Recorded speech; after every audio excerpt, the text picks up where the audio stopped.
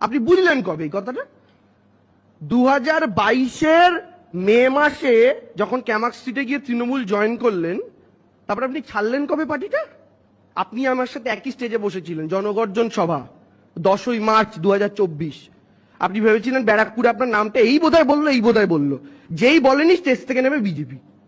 19ও তাই করেছিলেন। তো ওই 10ই মার্চ 2024 পর্যন্ত আপনি জানতেন না অভিযোগ আছে? এসএসসি শব্দটা শোনেননি? নারদা জানতেন না? সারদা জানতেন না? সব জানতেন। কিন্তু যে দল টিকিট দেবে আমি তার, আমার কোনো আদর্শ নেই, কোনো ভ্যালু নেই। তাই জন্য আমি এখানে দাঁড়িয়ে দাঁড়িয়ে উনি যখন বলছেন দুর্নীতি দুর্নীতি, আমার অবাক লাগছে শুনে। ইনি সেই দল করেন যে দলের নেতা এই মুহূর্তে তাকেও নেতৃত্ব পালন করতে হয় শুভেন্দু অধিকারীর। ভাবা যায়? নারদায় হাত পাকিয়ে যিনি বিখ্যাত হয়েছেন, না কুখ্যাত হয়েছেন, যাই বলুন না কেন, তিনি যার নেতা, তিনি দুর্নীতি নিয়ে কথা বলছেন।